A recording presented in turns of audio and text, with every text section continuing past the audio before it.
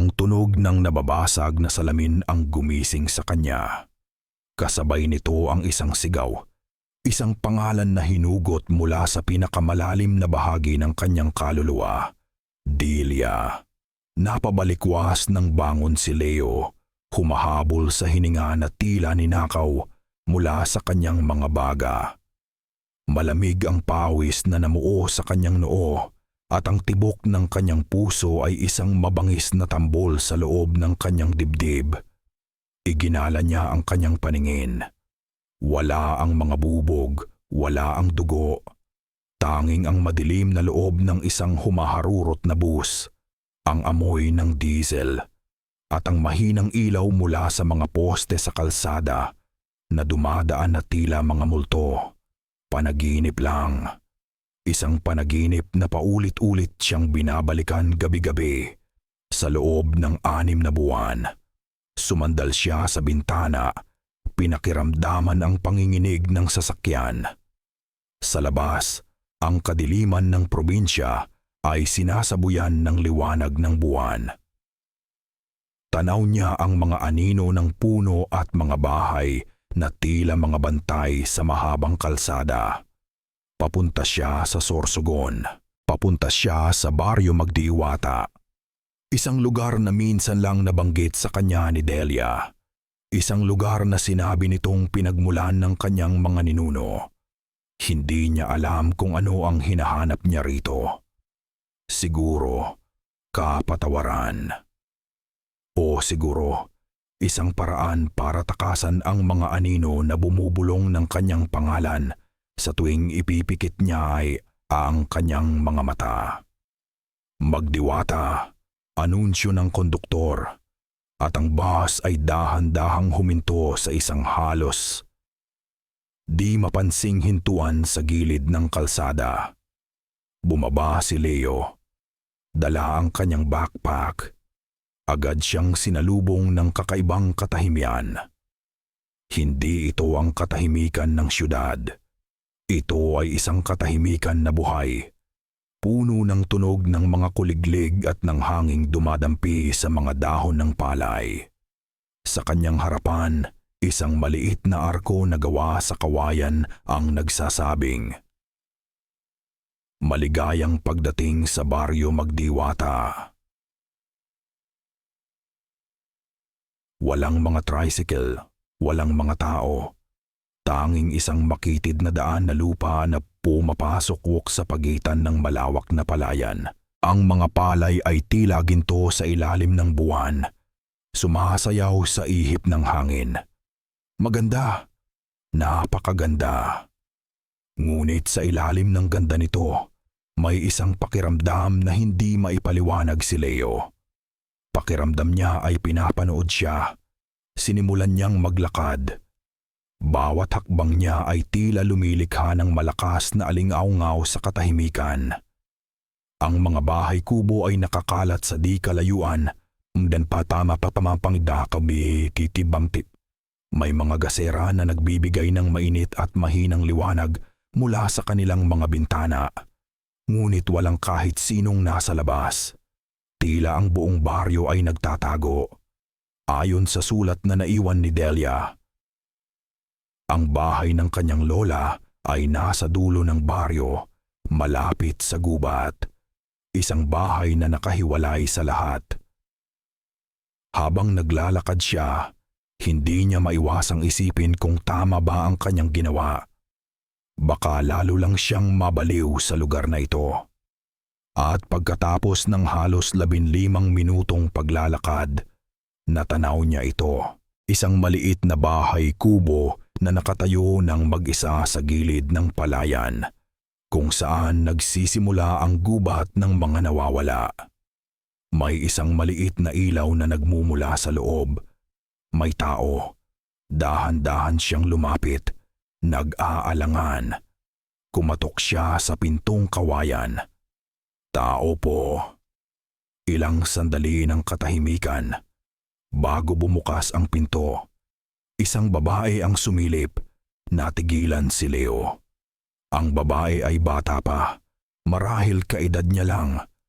Ang kanyang kagandahan ay simple at malungkot. Ngunit ang unang napansin ni Leo ay ang kanyang mga mata. Mayroon itong lalim, isang kalungkutan na tila mas matanda pa sa kanya. At pagkatapos, napansin niya ang kanyang tiyan. Malaki ito. Buntis siya. "Sino ka?" tanong ng babae. Ang boses ay mahina at puno ng pag-iingat. "Ako si Leo," sagot niya. "Kaibigan ako ni Delia. Dito raw ang bahay ng lola niya." Sa pagbanggit ng pangalan ni Delia, tila bahagyang lumambot ang ekspresyon ng babae. "Wala na si lola. Matagal na." Binuksan niya ng mas malaki ang pinto. "Ako si Maya. Pumasok ka muna." Ang loob ng bahay ay simple at malinis. Isang papag, isang maliit na mesa, at ilang gamit sa pagluluto. Umupo si Leo sa isang bangkong kahoy habang inaalok siya ni Maya ng isang basong tubig. "Pasensya ka na sa abala," sabi ni Leo. "Gusto ko lang sanang makita ang lugar niya." "Wala nang natira sa kanya dito," malungkot na sabi ni Maya.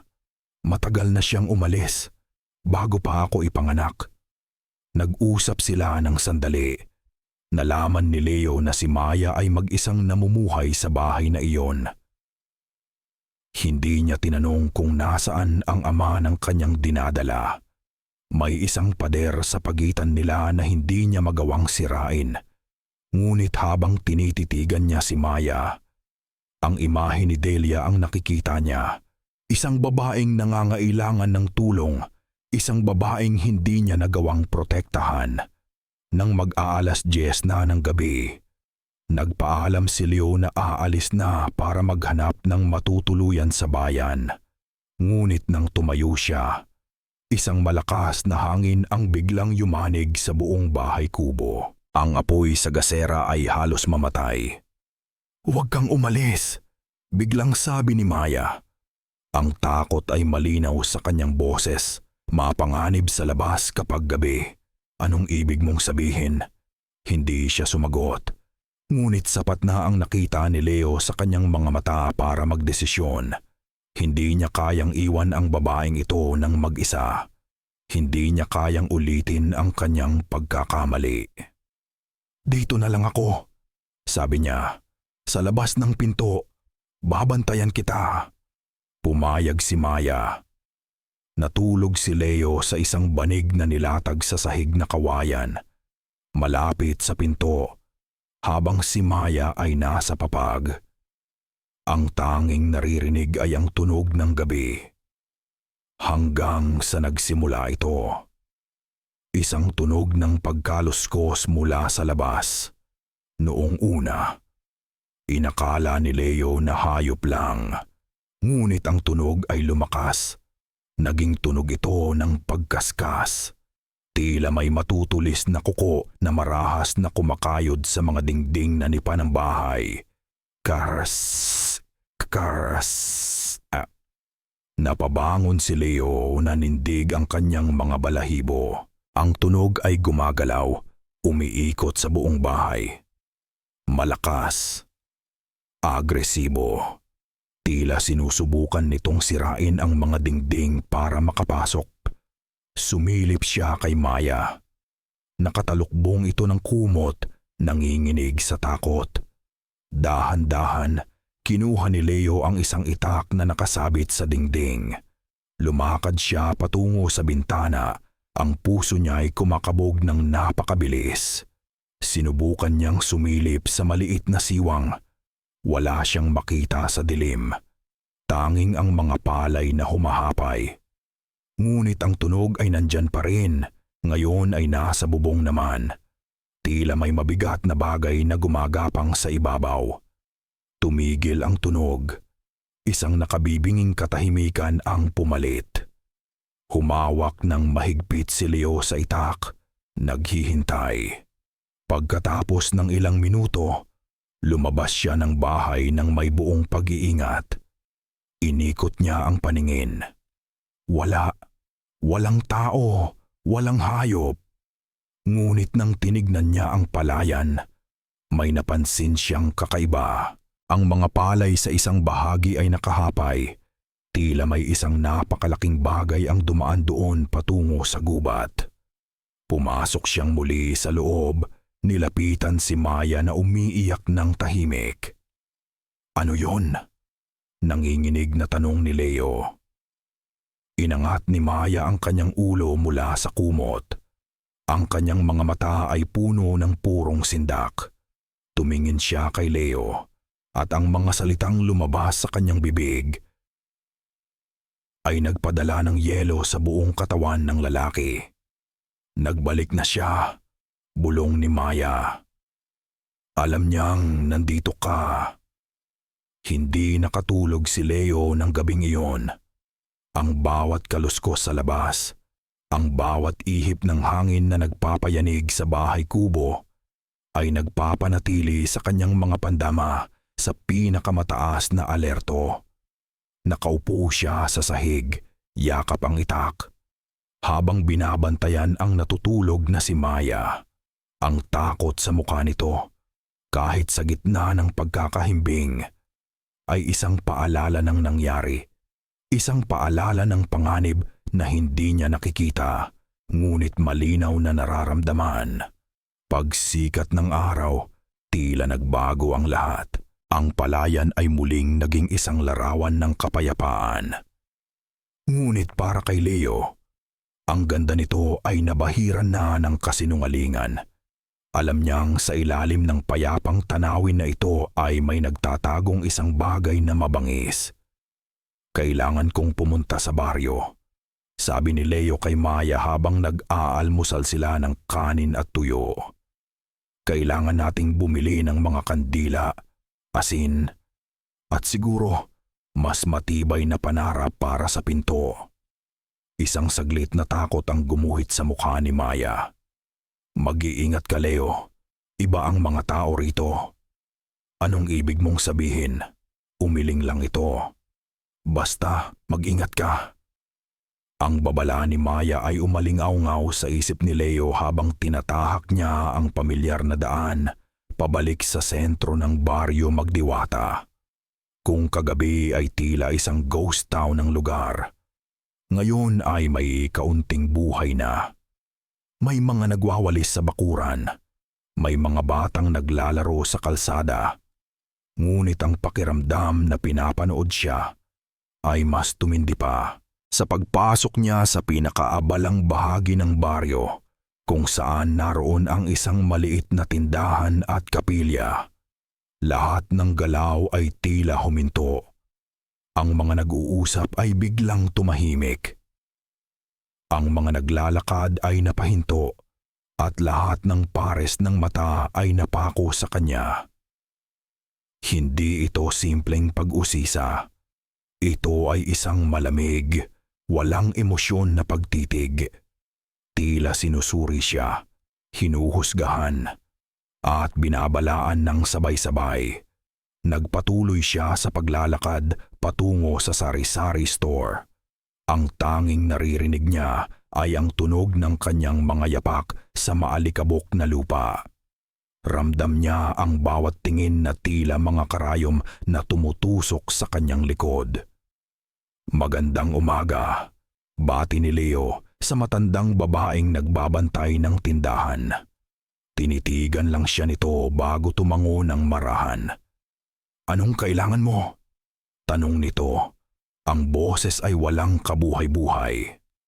Asin po, yung pinakamagaspang, at saka mga kandila. Habang kinukuha ng tindera ang kanyang mga binili, napansin ni Leo ang isang bagay na kakaiba. Nakaukit sa hamba ng pinto ng tindahan ang isang simbolo, isang paikot na linya na may 3 guhit sa gitna.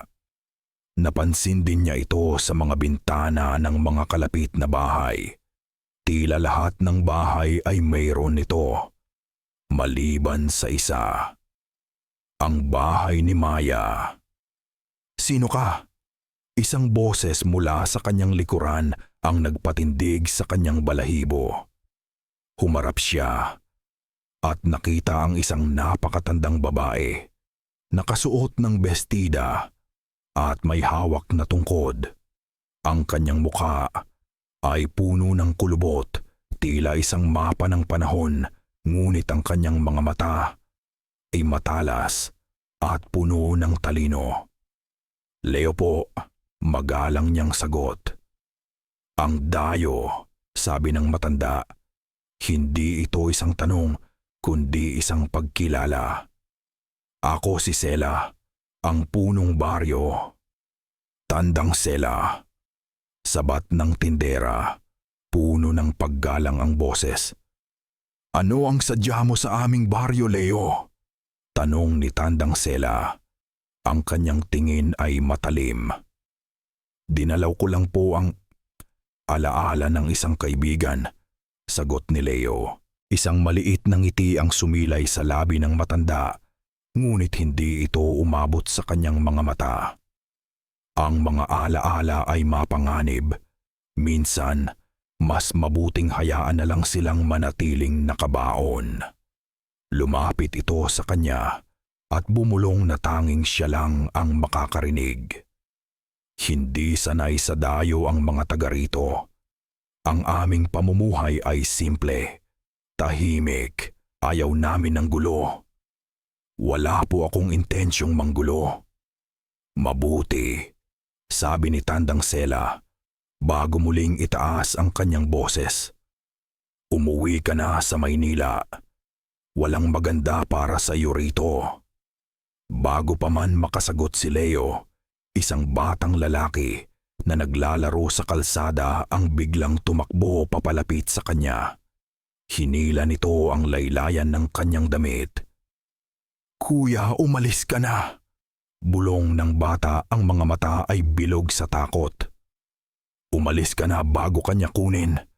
Isang babae, ang ina ng bata, ang mabilis na lumapit, hinablot ang kanyang anak at tinakpan ang bibig nito. "Patawad po," sabi ng babae. Hindi makatingin ng diretso kay Tandang Sela. Mabilis nitong kinaladkad palayo ang umiiyak na bata. Ang lahat ay nangyari ng napakabilis. Tumingin si Leo kay Tandang Sela na tila walang nakita. "Mga bata," sabi lang nito at umalis na rin. Naiwan si Leo na nakatayo ron. Hawak ang isang supot ng asin at mga kandila. Ang puso niya ay dumadagundong sa pagdududa at paghihinala. Nagbayad siya at mabilis na umalis. Ramdam pa rin ang mga matang nakasunod sa bawat hakbang niya. Malapit na siya sa bahay ni Maya nang mapansin niya ito. Sa lupa, sa palibot ng buong bahay kubo, ay may isang perpektong bilog na iginuhit. Hindi ito pintura o uling. Ito ay isang makapal na linya ng pinaghalong asin at abo. Natigilan siya. Ito ba ay para protektahan ang nasa loob? O para ikulong ito? Sa biglaang sandali ng kalinawan na nagpadala ng kilabot sa kanyang buong katawan, naunawaan ni Leo ang katotohanan. Hindi ito proteksyon. Isa itong kulungan. Ang bilog na gawa sa asin at abo ay naging isang pisikal na paalala ng kanilang pagkakakulong. Sa tuwing tatanaw si Leo sa labas, naroon ito, isang puting linya na humahati sa kanila ni Maya mula sa natitirang bahagi ng mundo. Sa araw, ito ay isang bakod na hindi nakikita. Ngunit sa paglubog ng araw, tila ito nagkakaroon ng sarili nitong malamig na liwanag, isang babala sa anumang nasa labas at sa anumang nasa loob. Sinubukan ni Leo na maging abala. Naggigib siya ng tubig, nagsibak ng kahoy, inayos niya ang sirang bisagra ng pinto. Ngunit ang kanyang isip ay wala sa kanyang ginagawa. Paulit-ulit na bumabalik sa kanyang alaala ang mga matang nakatitig sa kanya sa baryo, ang babala ni Tandang Sela at ang bilog na nakapalibot sa kanila. Hapon na nang una niya itong marinig. Isang bulong na dala ng hangin. Mahina, halos hindi marinig. Ngunit kilalang kilala niya ang boses na iyon. Leo, napahinto siya sa pagsisibak ng kahoy. Tumingin siya sa paligid. Tanging ang pagsayaw ng mga palay sa ihip ng hangin ang kanyang nakikita. Guni-guni lang siguro, sabi niya sa sarili, dahil sa pagod at puyat. Pero narinig niya ulit. Mas malinaw ngayon, nagmumula sa gitna ng palayan. Tulungan mo ako, Leo, boses ni Delia. Binitawan niya ang palakol. Labag sa kanyang kalooban, ang kanyang mga paa ay nagsimulang humakbang patungo sa palayan. Delia, tawag niya. Ang boses ay nanginginig. Pumasok siya sa pagitan ng matataas na uhay ng palay. Ang init ng araw ay tila biglang nawala, napalitan ng isang kakaibang lamig. Ang bawat hakbang niya ay lumilikha ng kaluskos na tila mga bulong. Dito, halika. Sinundan niya ang boses, palalim ng palalim sa palayan. Hindi niya namalayan na napalayo na pala siya sa bahay. Ang tanawin sa paligid niya ay pare-pareho lang. Isang dagat ng gintong palay. Tumingin siya sa likod. Hindi na kanakandit, hindi na niya makita ang bahay kubo. Biglang tumigil ang boses. Naiwan si Leo sa gitna ng katahimikan. Tanging ang tibok ng kanyang puso ang kanyang naririnig. Sinubukan niyang bumalik ngunit lahat ng direksyon ay magkakamukha. Nagsimula siyang mataranta. Maya! Sigaw niya, ngunit ang boses niya ay tila kinakain ng palayan. Nang malapit na siyang mawalan ng pag-asa, natanaw niya ang tuktok ng isang puno ng niyog na malapit sa bahay ni Maya. Ginamit niya itong gabay. At halos takbuhin niya ang daan pabalik. Ang mga dahon ng palay ay humahaplos sa kanyang balat na tila mga daliring humahawak sa kanya. Pagdating niya sa bahay, sinalubong siya ng nag-aalalang mukha ni Maya. Saan ka galing? Akala ko kung ano na ang nangyari sa'yo. Wala. Pagsisinungaling ni Leo, humihingal. Naglakad-lakad lang. Ngunit alam ni Maya na hindi iyon totoo. Pagsapit ng dilim, bumalik ang takot. At kasabay nito, bumalik din siya, mas malupit ang pag-atake ngayon. Hindi na lang ito basta pagkaskas. Malalakas na kalabog ang yumanig sa buong bahay, tila may isang dambuhalang kamao na paulit-ulit itong sinusuntok. Ang mga banga sa sulok ay nagsipagbagsakan. Ang mga baso sa mesa ay gumalaw at nahulog, isa-isa, na tila tinulak ng isang hindi nakikitang kamay. Nagkatitigan sina Leo at Maya sa gitna ng kadiliman, parehong hindi makapagsalita dahil sa takot.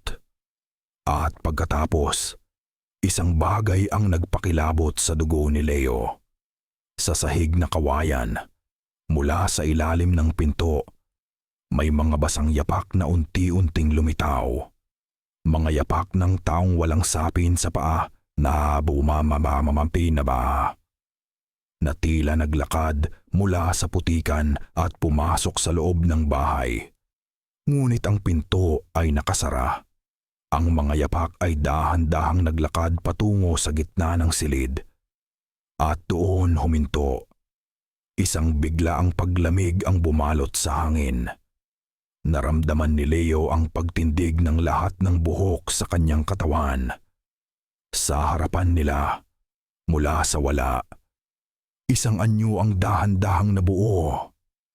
Isang babae. Nakaputi. Basang-basa ang damit na tila galing sa ulan. Mahaba ang kanyang buhok na tumatakip sa kanyang mukha. Leo, hindi maaari.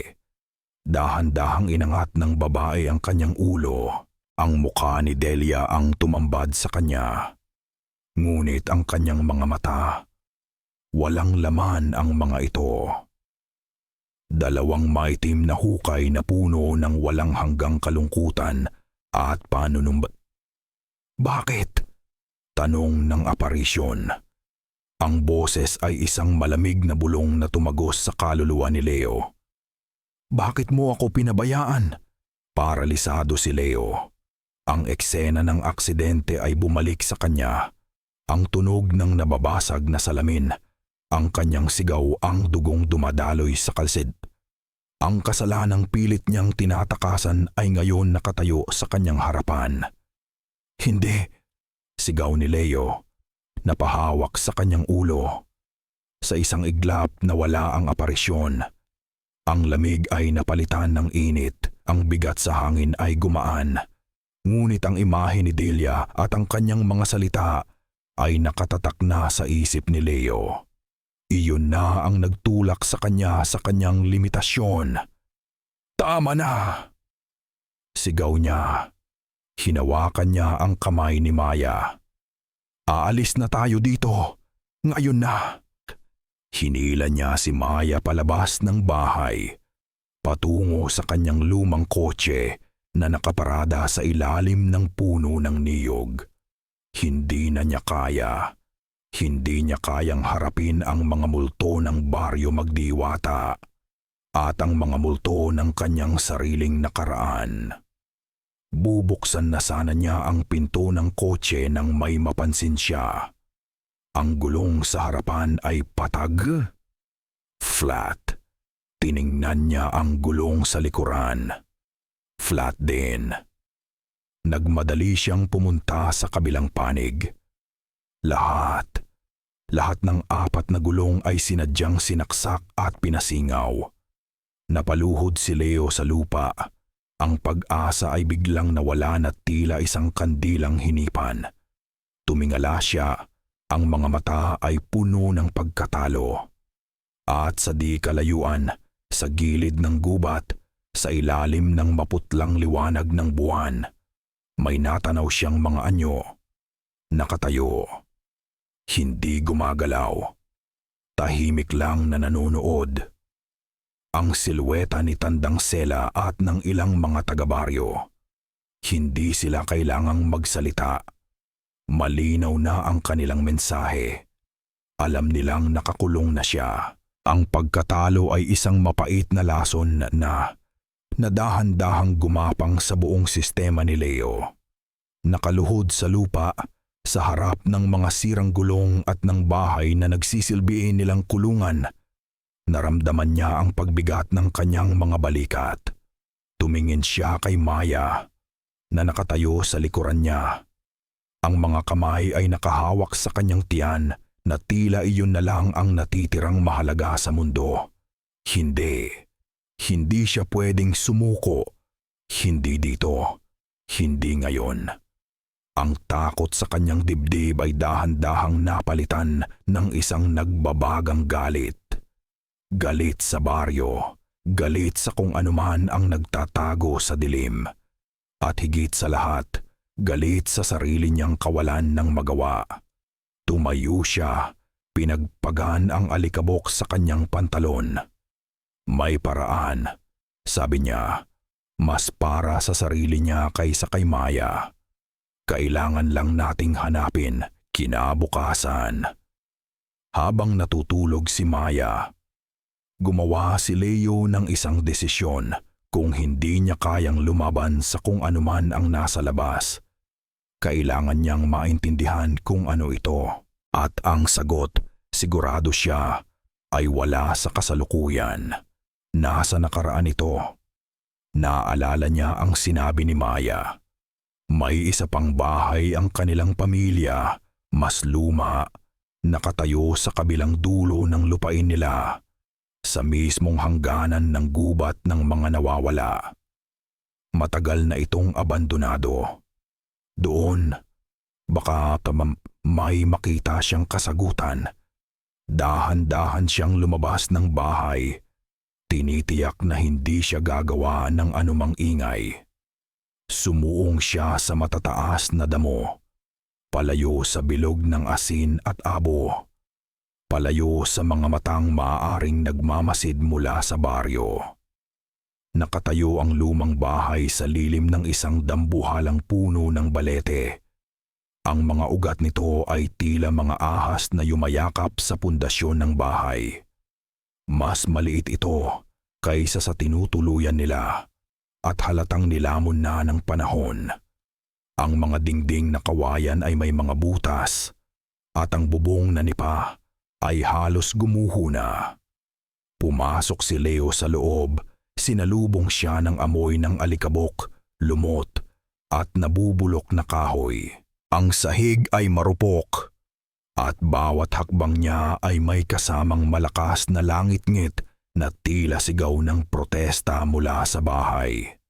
Ang mga sinag ng araw na tumatagos sa mga butas sa dingding ay nagmistulang mga spotlight sa makapal na alikabok na lumulutang sa hangin. Mga agiw-iw na sinlaki ng panyo ang nakasabit sa bawat sulok. Nagsimula siyang maghalughog. Tiningnan niya ang mga lumang banga, ang natitirang aparador na walang laman.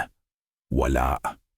Nang malapit na siyang sumuko, napansin niya ang isang bahagi ng sahig na kawayan na tila hindi pantay. Lumuhod siya at sinubukang iangat ito. Nakatago sa ilalim noon ang isang maliit at mabigat na baul na gawa sa kahoy. Kinabahan si Leo. Sinubukan niyang buksan ang baul, ngunit nakakandado ito ng isang makalawang na trangka. Kumuha siya ng isang piraso ng bakal at pilit itong sinira. Sa wakas, bumigay ito. Sa loob, naroon ang mga lumang damit na halos natutunaw na. Ilang mga tuyong dahon at sa pinakailalim, isang libro. Hindi ito ordinaryong libro. Ang pabalat nito ay gawa sa makapal na balat ng hayop at ang mga pahina sa loob ay maninilaw at marupok na sa katagalan. Kinuha niya ito ng may buong pag-iingat at umupo sa sahig kung saan tumatama ang sinag ng araw. Binuklat niya ang unang pahina. Ang nakasulat ay hindi niya maintindihan, isang lumang dialekto o marahil ay isang paraan ng pagsulat na matagal nang kinalimutan. Ngunit sa tabi ng mga salita ay may mga guhit. Mga larawang iginuhit gamit ang uling. At sa unang pahina pa lang, nakita na niya ito. Ang simbolo, ang paaikot na linyang may 3 guhit sa gitna.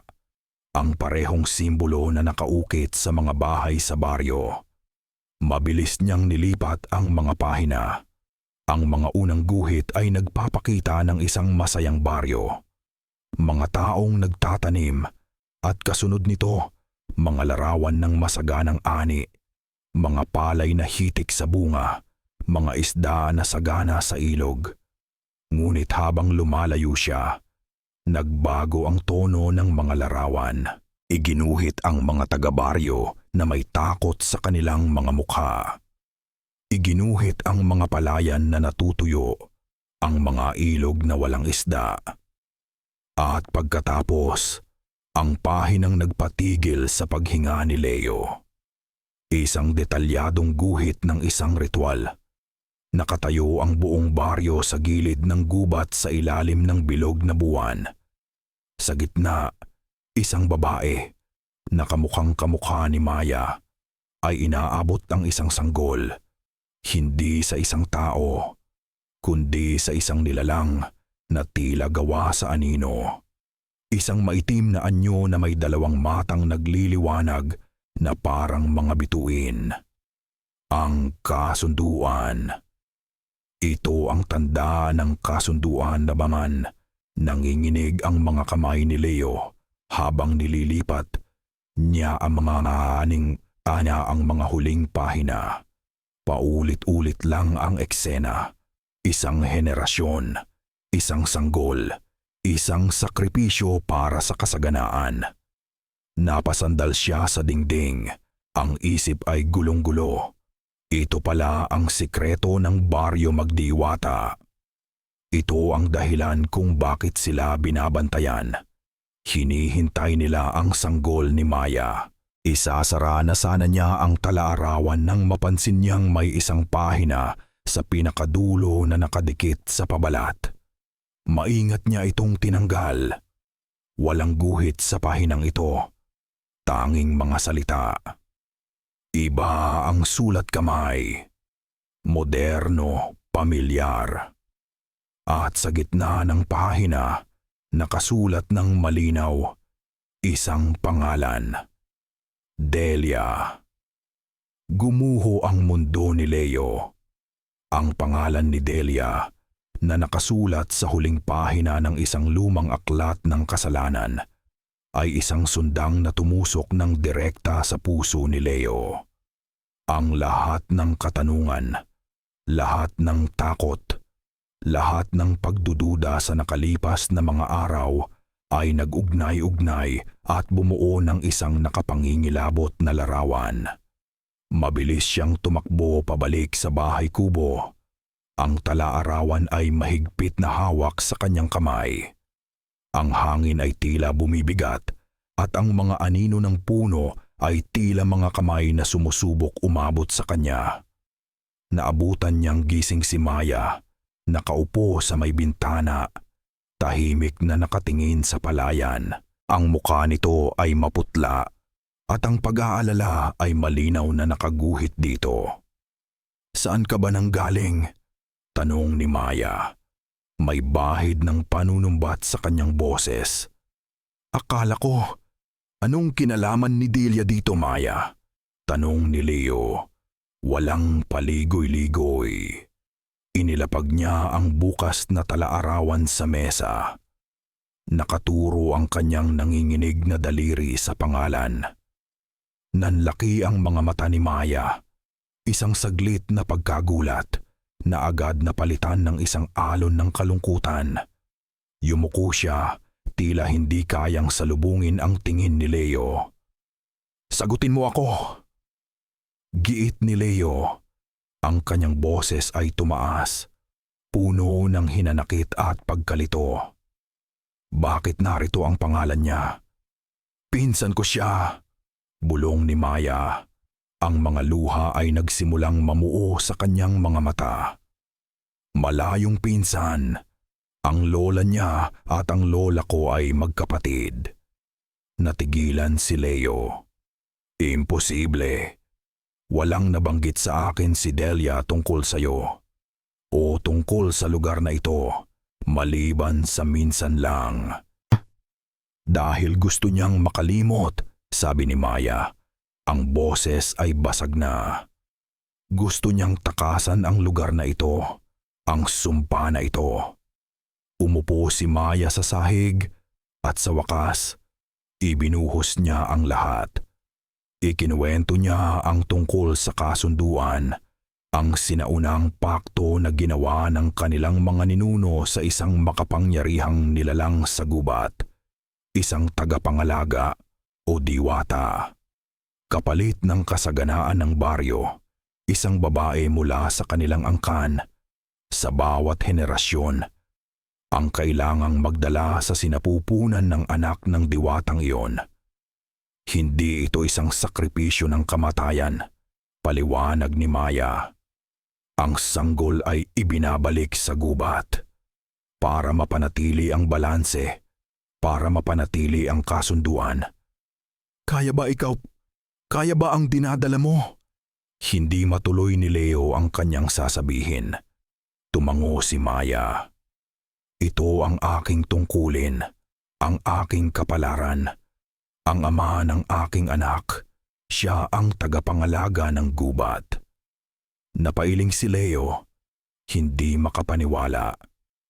Kung ganoon, ano ang umaatake sa atin tuwing gabi? Ang kumakaskas sa dingding? Ang nagpapakita sa akin bilang si Delia? Hindi ko alam, umiiyak na sagot ni Maya. Pero hindi siya ang ama ng aking anak. Ang tagapangalaga ay hindi nananakit. Siguro, may isang masamang espiritu, isang aswang na gustong kunin ang aking anak dahil sa dugong taglay nito, isang dugong sagrado. Ang paliwanag ni Maya ay tila galing sa isang lumang kwento ng katatakutan, ngunit sa lahat ng nasaksihan ni Leo, sa lahat ng kanyang naranasan, wala na siyang karapatang hindi maniwala. Tumingin siya sa babaeng umiiyak sa kanyang harapan. Isang babaeng nakatali sa isang sinaunang sumpa, isang babaeng sinusubukang protektahan ang kanyang anak mula sa isang halimaw. At sa kanya, nakita na naman ni Leo ang mukha ni Delia, isang biktima ng kapalarang hindi niya mapigilan. Nakatakda rin sana si Delia para dito, dagdag ni Maya. Ngunit tumakas siya. Pumunta siya sa Maynila, kung saan nakilala ka niya. Umasa siyang makakatakas siya. Ngunit ang kasunduan, hindi ka basta-basta makakatakas dito. Naunawaan ni Leo, ang aksidente ni Delia ay maaring hindi isang simpleng aksidente. Ang gabing iyon ay iba. May isang bagong bigat sa hangin, ang bigat ng katotohanang ngayong alam na nilang dalawa. Hinintay nila ang pagdating ng dilim at kasama nito ang pagdating ng halimaw. At dumating nga ito. Ngunit walang marahas na kalabog, walang nakapangingilabot na pagkaskas, isang katahimikan lamang. Nagtaka sina Leo at Maya. Naghintay sila. At pagkatapos, sa ilalim ng siwang ng pinto, may isang bagay na dahan-dahang isinilid papasok. Lumapit si Leo. Isa itong bulaklak, ngunit hindi ito isang ordinaryong bulaklak. Ang mga talulot nito ay tila gawa sa pinaghalong pilak at liwanag ng buwan, kumikinang ng bahagya sa dilim. Naglalabas ito ng isang amoy na hindi pa naamoy ni Leo sa buong buhay niya. Matamis, ngunit may halong amoy ng lupa pagkatapos ng ulan. Kinuha niya ang bulaklak at sa sandaling mahawakan niya ito, isang boses ang bumulong, hindi sa kanyang tainga, kundi sa loob mismo ng kanyang isipan. Hindi ito isang mabangis na ungol o isang nakakatakot na sigaw. Ito ay isang tinig na puno ng pakiusap, isang tinig na puno ng sakit at pagdurusa. Iligtas mo sila. Nabitawan ni Leo ang bulaklak, tila napaso. Tumingin siya kay Maya, na nakatingin din sa kanya. May pagtataka at takot. Ang halimaw ay hindi sumusugod. Nakikiusap ito. Sa labas, sa gitna ng katahimikan ng gabi, isang mahabang malungkot na panaghoy ang narinig nila. Bago ito tuluyang naglaho sa dilim, ang bulaklak na kumikinang at ang malungkot na panaghoy ay nag-iwan kay Leo ng isang palaisipan na bumabagabag sa kanya hanggang sa pagkinabukasan. Ang mga kilos ng halimaw ay hindi natugma sa kwento ng isang mabangis na aswang. May mali. May isang piraso ng katotohanan na hindi pa rin niya nakikita.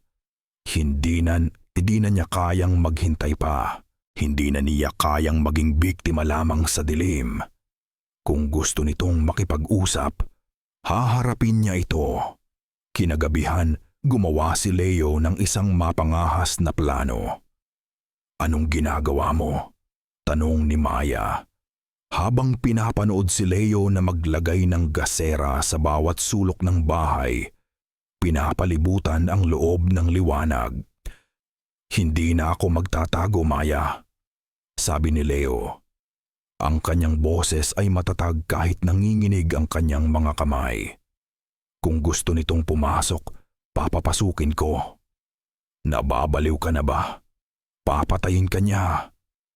Kung gusto niya tayong patayin, sana matagal na niyang ginawa. Sagot ni Leo. Hinawakan niya ang balikat ni Maya. Magtiwala ka sa akin. Iniwan ni Leo ang pinto na bahagyang nakaawang. Kumuha siya ng isang upuan at umupo sa gitna ng silid. Diretsong nakaharap sa pinto. Hawak niya ang itak, ngunit hindi para sa pagsugod, kundi para sa depensa. Naghintay siya. Ang mga oras ay dumaan na tila mga taon. Bawat tunog sa labas ay nagpapatindig sa kanyang mga balahibo.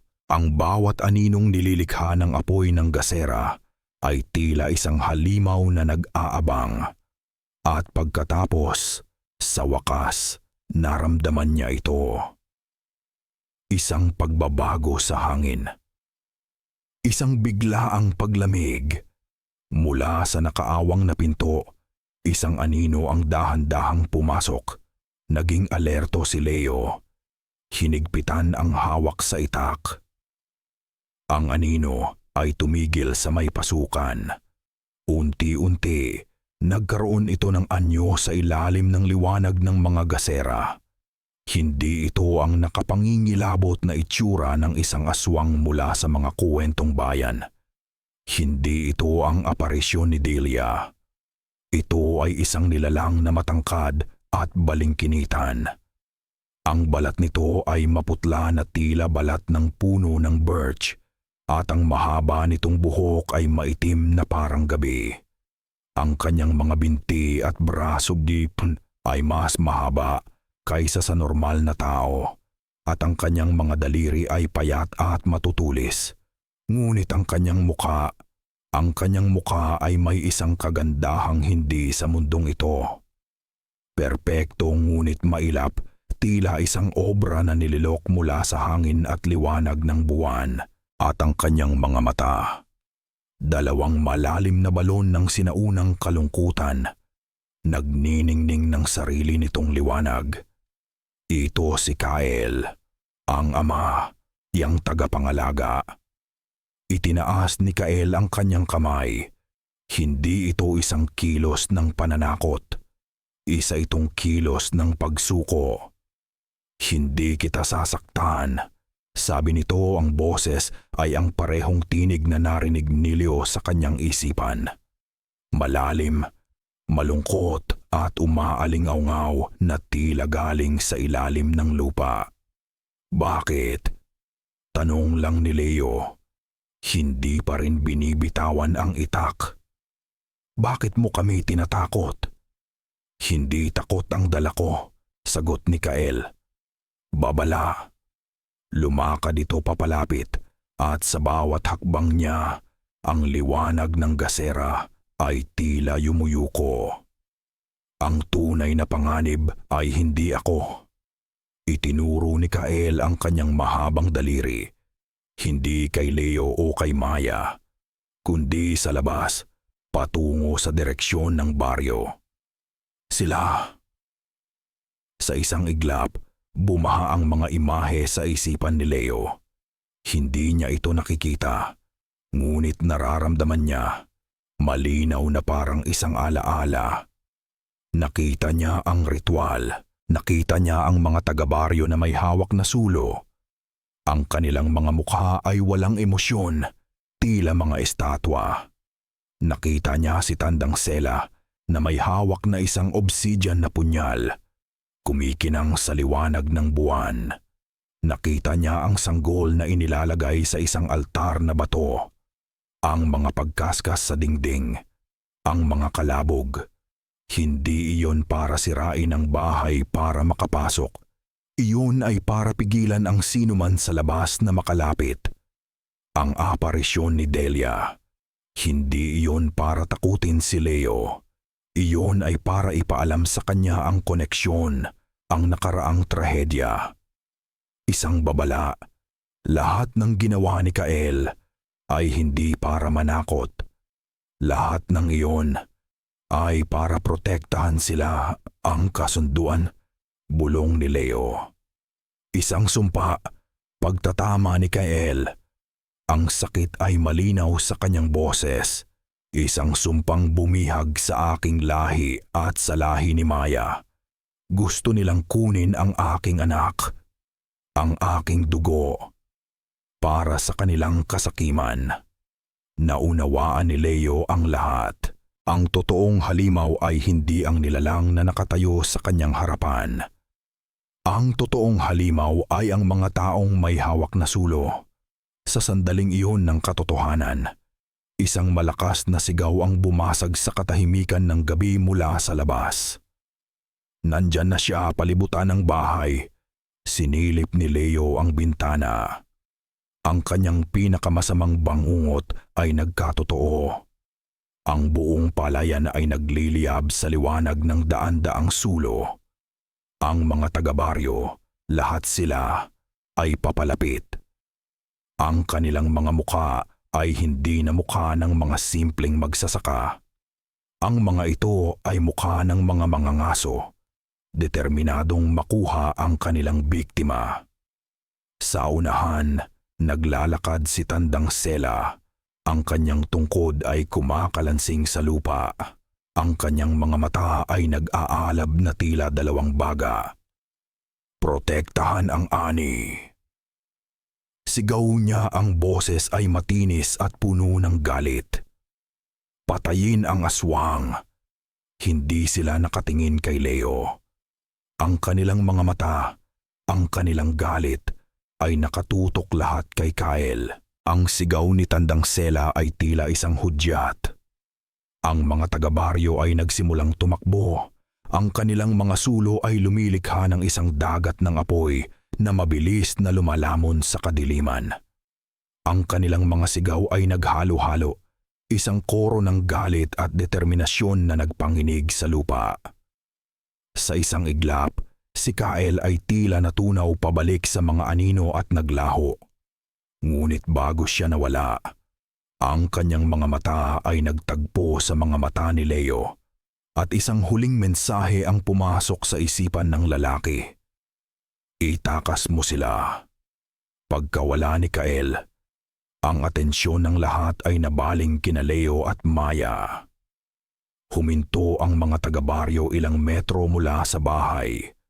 Bumuo ng isang bilog na hindi masisira. Hindi na nila kailangan ang bilog ng asin at abo. Ang kanilang mga katawan at nag-aalab na sulo ay sapat na. Ang pinto ay marahas na bumukas. Pumasok si Tandang Sela. Ang kanyang mukha ay isang maskara ng malamig na awtoridad. Sa likuran niya ay dalawang malalaking lalaki na may hawak na itak.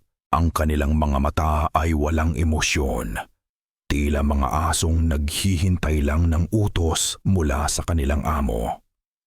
Tapos na ang pagpapanggap, Dayo, sabi ni Tandang Sela. Ang kanyang boses ay kalmado ngunit may bigat ng bakal. Mga baliw kayo, sigaw ni Leo, Mom. Humarang sa harapan ni Maya. Nakita ko, alam ko na ang lahat, kayo ang halimaw dito. Isang tuyong tawa ang kumawala sa lalamunan ng matanda. Halimaw? Kami? Kami ang nagpapanatili ng buhay sa lupaing ito. Kami ang nag-aalaga dito. Nagbibigay kami ng kung ano ang hinihingi ng lupa para sa kapakanan ng lahat. Lumapit siya, ang kanyang mga mata ay nakatitig kay Maya na nanginginig sa likuran ni Leo. Ang batang iyan, sabi niya, itinuturo ang tiyan ni Maya, ay hindi sa iyo. Hindi rin siya sa ina niya. Siya ay sa lupaing ito, isang pambayad utang. Anong ibig mong sabihin? Tanong ni Leo. Kahit alam na niya ang sagot. Ang kasunduan ay simple, paliwanag ni Tandang Sela, na tila isang guro na nagpapaliwanag ng isang simpleng aralin sa isang bobong estudyante. Isang buhay para sa kasaganaan. Ang dugo ng tagapangalaga na isinilang sa isang tao ay ibinabalik sa lupa. Hindi namin siya pinapatay.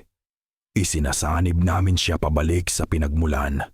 Iyon ang nagpapanatili sa palayang ito na luntian at sa ilog na puno ng isda. Iyon ang nagpoprotekta sa amin mula sa tagtuyot at sakit. Ang kanyang boses ay naging isang malamig na bulong. Ginawa na ito ng aming mga ninuno at ng mga ninuno nila. At ginawa na sana ito ni Delia kung hindi lang siya naging duwag. Sa pagbanggit ng pangalan ni Delia, isang kuryente ng galit ang dumaloy sa katawan ni Leo. Anong ginawa ninyo sa kanya? Hindi namin siya ginusto, sagot ni Tandang Sela, walang bahid ng pagsisisi. Pero tumakas siya. Sinira niya ang tradisyon. Ang lupa ay nagalit. Ang kanyang aksidente ay isang babala. Isang paalala na walang sinuman ang makakatakas sa kanilang tungkulin. Naging malinaw ang lahat kay Leo. Ang sindak, ang pagkalito, ang sakit, lahat ay naglaho at napalitan ng isang dalisay na galit. Ang mga taong ito, sa kanilang pagtatanggol sa kanilang pamumuhay, ay handang isakripisyo ang kahit sino. Sila ay mga halimaw na nagkukubli sa ilalim ng balat ng mga biktima. Hindi siya sa inyo, mariing sabi ni Leo, itinuturo si Maya. Hindi siya pag-aari ng lupaing ito, lalaking tagalungsod, pag-aari siya namin.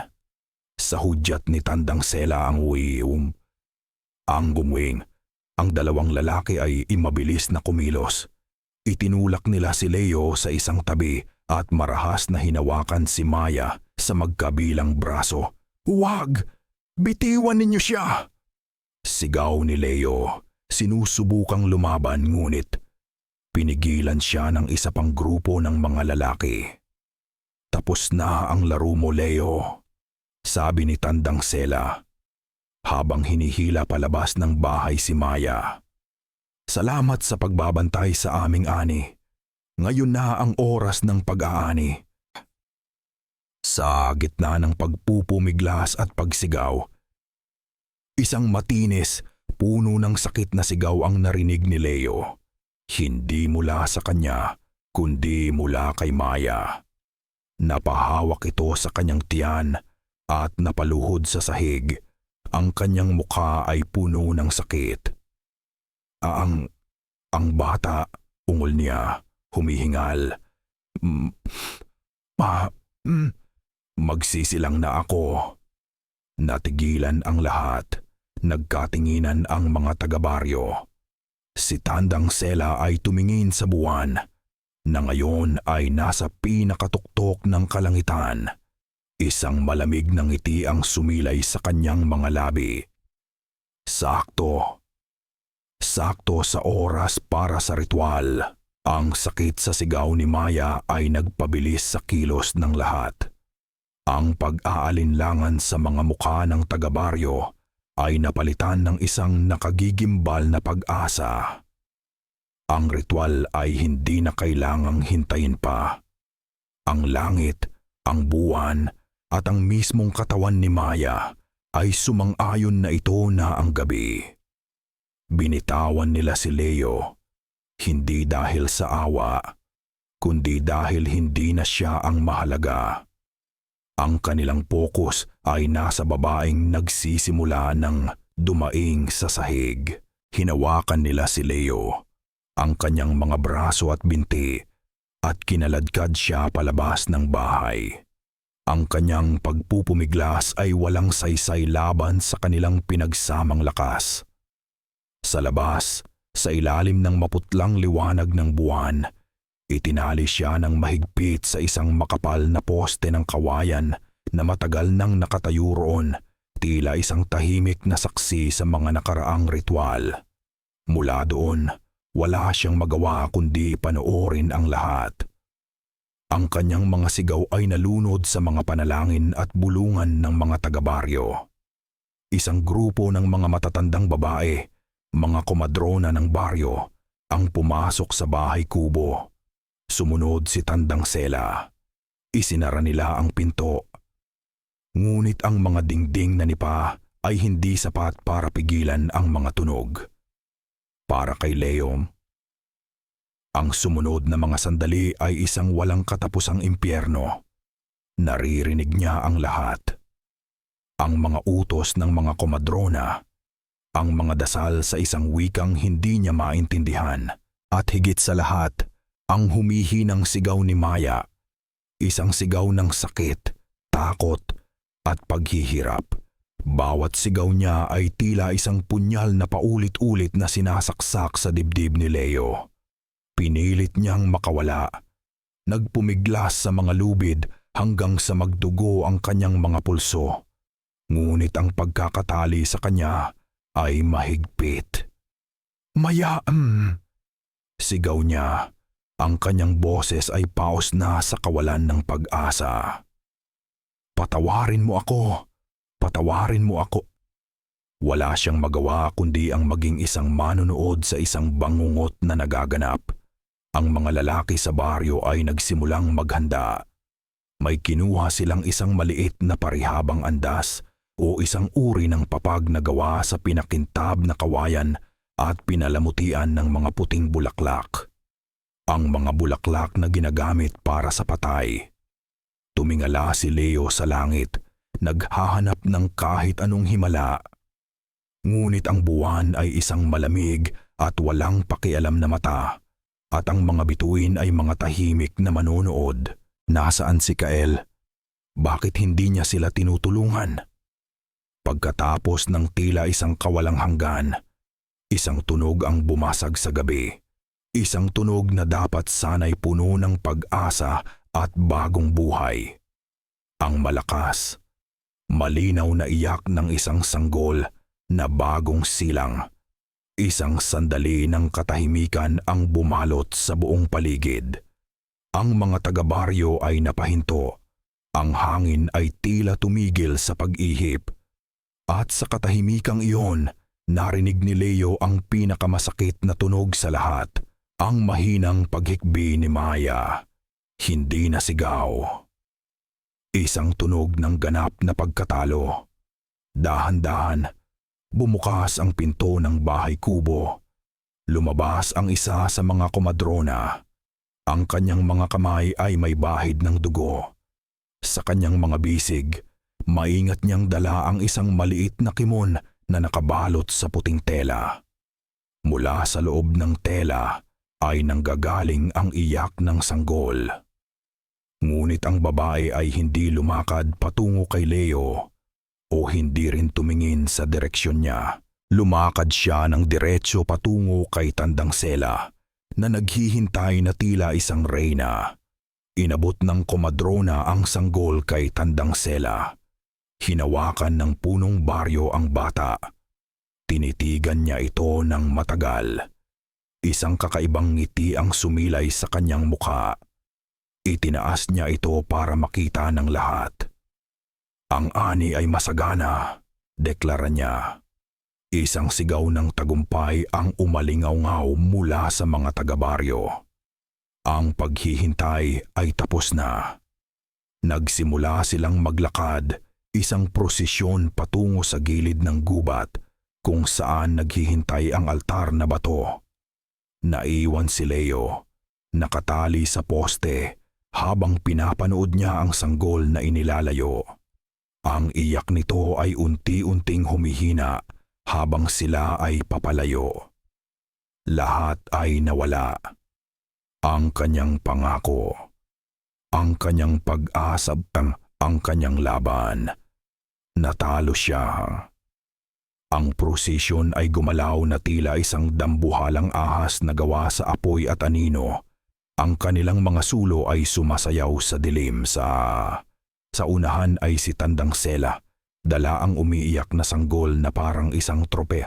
Ang kanilang mga dasal ay naging isang hipnotikong himig, isang awit na kasing tanda na ng lupaing kanilang tinatapakan. Para kay Leo, bawat hakbang nila palayo ay isang dagok sa kanyang kaluluwa. Ang kanyang galit ay nawala, napalitan ng isang malawak at malamig na kawalan ng pag-asa. Ipinikit niya ang kanyang mga mata. Ayaw nang makita ang hindi maiiwasang katapusan. Ngunit sa kanyang pagpikit, naramdaman niya ito. Isang panginginig. Noong una, mahina lang. Tila isang malayong kulog. Ngunit lumakas ito ng lumakas. Ang lupa sa ilalim niya ay nagsimulang yumugyog. Ang mga palay sa paligid ay nagsimulang humapay ng walang hangin. Ang mga sulo ng mga taga-baryo ay nagsimulang mag-alinlangan. Ang kanilang mga apoy ay pumipilipit na tila natatakot. Napahinto ang prosesyon. Nagkatinginan ang mga taga-baryo. Ang kanilang kumpiyansa ay biglang naglaho at napalitan ng pagkalito at takot. "Huwag kayong titigil," utos ni Tandang Sela. Ang kanyang boses ay naging matins. Ipagpatuloy ang ritual. Ngunit huli na ang lahat. Mula sa gubat ng mga nawawala, isang malalim na ugong ang umalingaw-ngaw. Hindi ito tunog ng isang hayop. Ito ang tunog ng mismong gubat na nagagalit. Ang mga puno sa gilid ng kagubatan ay nagsimulang yumuko at umuga ng marahas na tila hinihila ng isang hindi nakikitang higante. Ang mga sanga ay nagbanggaan. Lumilikha ng tunog na parang mga nababaling buto. Ang lupa sa paanan ng gubat ay nagsimulang gumuho. At mula sa mga siwang, makakapal at maitim na ugat ang biglang sumulpot, gumagapang na parang mga ahas patungo sa kanila. At pagkatapos, lumabas siya. Hindi na siya ang balingkinitan at malungkot na nilalang na nakita ni Leo sa loob ng bahay kubo. Ang anyo ni Kael ngayon ay mas malaki, mas primordial. Ang kanyang balat ay tila balat ng isang siglong gulang na puno. At ang kanyang mga mata ay hindi na lang basta nagniningning. Nag-aalab ang mga ito na tila 2 piraso ng berdeng apoy. Ang hangin sa paligid niya ay umiikot, puno ng mga lumilipad na dahon at alikabok. Hindi na siya isang tagapangalaga. Siya ang puot ng kalikasan na nagkatawang tao. Hindi siya sumugod. Hindi siya sumigaw. Tumayo lang siya roon, sa pagitan ng mga taga-baryo at ng altar na bato, isang hindi matinag na pader. Ang mga ugat na gumagapang mula sa lupa ay huminto sa paanan ng sanggol. Bumuo ng isang proteksyon na bakod, tila mga bisig na yumayakap sa kanyang anak. Natigilan ang mga taga-baryo. Ang kanilang tapang ay biglang naging purong sindak. Ang kanilang mga itak at sulo ay tila mga laruan sa harap ng isang Diyos. Si Tandang Sela lang ang hindi natinag. Tinitigan niya si Kael. Ang kanyang mga mata ay puno ng galit at pagsuway. "Hindi mo kami mapipigilan," sigaw niya. "Nasa amin ang dugo. Ang kasunduan ay dapat matupad." Itinaas niya ang obsidian na punyal. Ngunit bago pa man niya maibaba ito, isang boses ang pumunit sa tensyon. "Tigil!" Lumingon ang lahat, pati na si Leo. Mula sa pinto ng bahay kubo, lumabas si Maya. Nakatayo siya roon, nanghihina at nanginginig, nakahawak sa hamba ng pinto para sa suporta. Ang kanyang damit ay may bahid ng dugo at pawis. Ang kanyang mukha ay maputla, ngunit ang kanyang mga mata ay nag-aalab sa isang apoy na mas matindi pa kaysa sa mga sulo. Sa kanyang kanang kamay, hawak niya ang isang gasera. Ang apoy nito ay sumasayaw ng mapanganib. "Tigilan niyo yan," sabi niya. Ang kanyang boses ay mahina ngunit puno ng determinasyon. "Lahat kayo." Ang paglabas ni Maya ay isang bagay na hindi inaasahan ng sinuman. Ang atensyon ng lahat, ng mga taga-baryo, ni Tandang Sela, at maging ng nagngingit-ngit na si Kael, ay nabaling sa kanya. Siya na dapat sana'y isang lupaypay na biktima ay ngayon nakatayo na tila isang mandirigma. "Anong ginagawa mo? Bata ka," singhal ni Tandang Sela. "Wala ka ng lakas. Bumalik ka sa loob." Ngunit hindi natinag si Maya. Sa halip, Nagsimula siyang maglakad. Bawat hakbang ay maingat ngunit puno ng layunin. Hindi siya lumakad patungo sa kanyang anak o kay Kyle. Lumakad siya patungo sa gilid ng palayan kung saan ang mga tuyong uhay mula sa nakaraang anihan ay nakatambak na parang pulbura. Isang hakbang pa, sabi ni Maya. Ang kanyang boses ay naging matatag. At susunugin ko ang lahat. Isang bulungan ng takot ang kumalat sa mga taga-baryo. Ang palayan. Ito ang kanilang buhay. Ang kanilang yaman. Ang dahilan ng lahat ng kanilang ginagawa. Huwag kang magpadalos-dalos, babala ni Tandang Sela. Ang kanyang boses ay nawalan na ng dating kumpiyansaing kung susunugin mo ang palayan, mamamatay tayong lahat sa gutom. Mas gugustuhin ko pang mamatay sa gutom kaysa ipamigay ang aking anak. Sigaw ni Maya pabalik. Ang mga luha ay nagsimulang dumaloy sa kanyang mga pisngi ngunit hindi nito nabawasan ang tapang sa kanyang mga mata. Akala ninyo ako lang ang nakatali sa kasunduan? Hindi. Lahat tayo ay bilanggo nito. At ngayong gabi, puputulin ko na ang tanikala. Isang desperadong pagtatalo ang sumunod. Nagmakaawa ang ilang mga taga-baryo. Sinubukan siyang takutin ng iba. Ngunit si Maya ay hindi nakinig. Ang kanyang mga mata ay nakapako kay Tandang Sela. Ito ang kasalanan mo, sabi ni Maya. Maaari sana tayong mamuhay ng simple. Marahil ay hindi masagana, ngunit malaya. Ngunit pinili mo ang madaling paraan. Pinili mo ang kapangyarihan na ibinibigay ng kasunduan. Pinili mong isakripisyo ang aming mga anak para sa iyong kaginhawaan. Sa gitna ng lahat ng kaguluhan, nakita ni Leo ang kanyang pagkakataon. Dahil sa paglipat ng atensyon ng lahat kay Maya. Ang mga lalaking nagbabantay sa kanya ay bahagyang lumuwag. Ginamit ni Leo ang lahat ng natitira niyang lakas. Nagpumigla siya umikot at kinagat ng buong bagsik ang pinakamalapit na lubid sa kanyang bibig. Ang magaspang na hibla ay sumugat sa kanyang mga labi. Ngunit naramdaman niya itong bahagyang bumigay. Nagpatuloy siya. Nginangat-ngat ang lubid na parang isang hayop. Ang lasa ng dugo at tabaka ay nangingibabaw sa kanyang bibig. Sa labas, ang tensyon ay nasa sukdulan na. Inilapit ni Maya ang gasera sa mga tuyong uhay. Isang maliit na dila ng apoy ang gumapang at nagsimulang lumaki. Huwag! Isang kolektibong sigaw mula sa mga taga-baryo.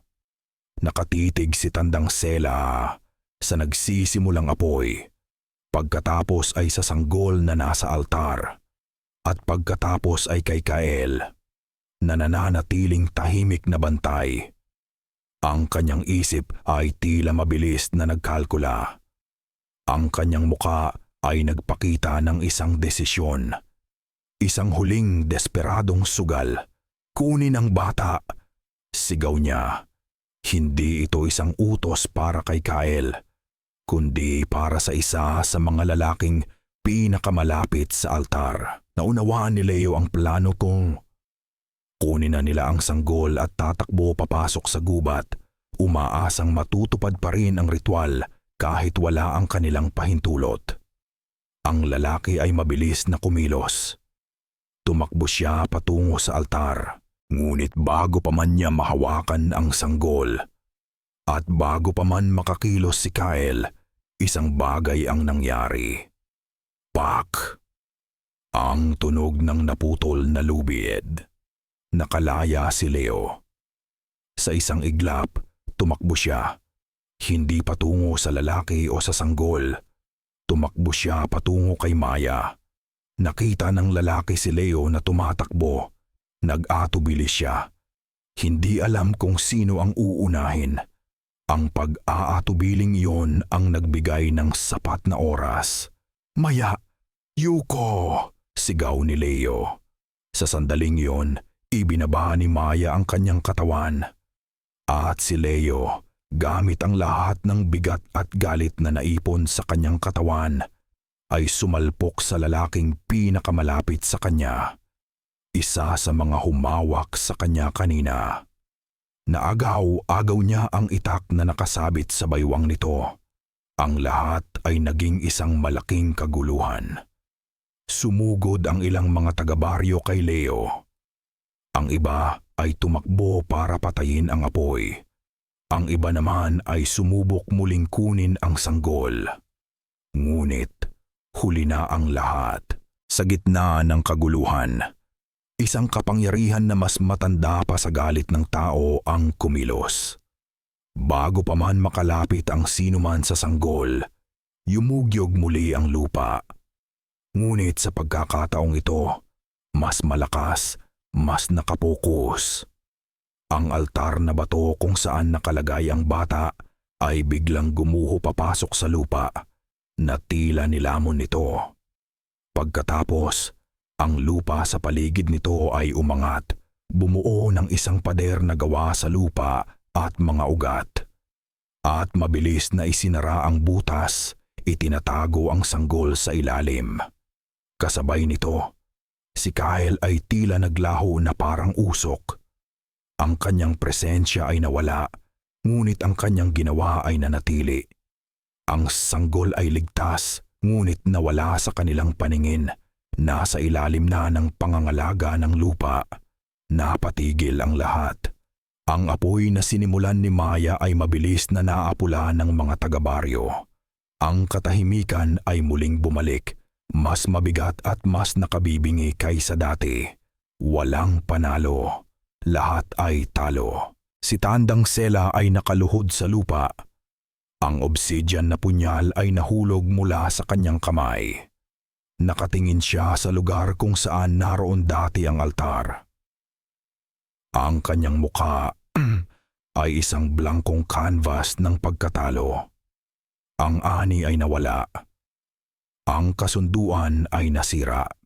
Dahan-dahan siyang tumayo. Ang kanyang pagtanda ay tila biglang bumagsak sa kanya sa isang iglap. Tumingin siya kay Leo at Maya na ngayon ay magkatabi ng nakatayo. Wala nang galit sa kanyang mga mata. Tanging isang malamig, nakakapangilabot na pagtanggap. "Umalis na kayo," sabi niya. Ang kanyang boses ay mahina at basag. "Walang nang natitira para sa inyo rito, para kanino man." Walang sino man ang pumigil sa kanila. Ang mga taga-baryo ay tila mga estatwang bato. Ang kanilang mga sulo ay unti-unting namamatay. Ang kanilang mga mata ay nakatitig sa kawalan.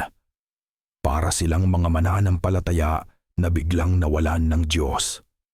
Inalalayan ni Leo si Maya at magkasama. Lumakad sila palayo sa baryo Magdiwata. Hindi sila lumingon sa likuran nila. Naramdaman nila ang isang uri ng kamatayan. Hindi ng isang tao, kundi ng isang buong lugar. Ng isang paraan ng pamumuhay na binuo sa isang madilim na sikreto. Makalipas ang maraming taon, nakatayo ang isang matandang lalaki sa isang balkonahe, nakatingin sa malawak na syudad na kumikinang sa ilalim ng mga ilaw ng gabi. Si Leo. Ang kanyang buhok ay puti na, at ang kanyang mukha ay puno ng mga linya na iginuhit ng panahon at ng mga ala-alang hindi kailanman naglaho. Hawak niya ang isang baso ng alak, ngunit hindi niya ito iniinom. Gabi-gabi, bulong niya sa sarili, na tila kinakausap ang isang multo. Naaalala ko pa rin ang amoy ng palayan sa ilalim ng buwan. Hindi na niya muling nakita si Maya pagkatapos ng gabing iyon.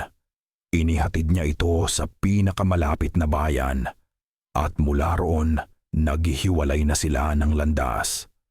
Narinig niya, makalipas ang ilang taon, na ng ibang bansa ito. Umaasa siyang nahanap nito ang kapayapaan, ang baryo Magdiwata, Ayon sa mga balita, ay naging isang ghost town. Ang lupa ay biglang naging baog. Ang ilog ay natuyo.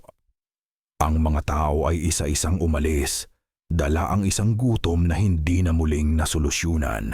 Ang kasunduan ay nasira at ang lupa ay naningil. Hindi na rin niya muling nakita si Kyle. Ngunit minsan, kapag siya ay nasa isang parke o isang lugar na maraming puno, nararamdaman niya ang isang pamilyar na presensya. Isang malamig na hangin, isang pakiramdam na pinagmamasdan. Isinara niya ang kanyang mga mata at ang huling eksena ay muling nabuo sa kanyang isipan. Ang sanggol na nilamon ng lupa. Sinasabi ng lahat na iniligtas ni Kyle ang kanyang anak. Bulong ni Leo sa kadiliman ng gabi. Ang kanyang boses ay puno ng isang kalungkutang kasing lalim ng gubat. Ngunit minsan, sa gitna ng gabi, hindi ko maiwasang isipin, huminga siya ng malalim, ang bigat ng isang tanong na bumabagabag sa kanya sa loob ng maraming dekada. Iniligtas nga ba talaga ang bata? O baka naman, naghihintay lang ito sa ilalim ng lupa, nagpapalakas. Hanggang sa dumating ang araw na siya naman ang maniningil sa lahat ng utang na iniwan ng lupaing iyon. Ang tanong ay nanatiling nakabitin sa hangin, isang lihim na itinanim na hindi kailanman mamumulaklak, ngunit ang mga ugat ay habang buhay na nakakapit sa kanyang kaluluwa. At dito nagtatapos ang madilim na kwento ni Leo at ng Baryo Magdiwata. Mula sa kaibuturan ng aking puso, maraming salamat sa iyong paglalakbay, kasama ko hanggang sa dulo ng kwentong ito. Habang isinusulat ko ang bawat kabanata, tila naging kasama ko na rin sina Leo at Maya sa kanilang madilim na paglalakbay. Naramdaman ko ang kanilang takot, ang kanilang pag-asa, at ang bigat ng mga lihim na kanilang pinasan. Ang kwentong ito ay higit pa sa mga aswang at engkanto.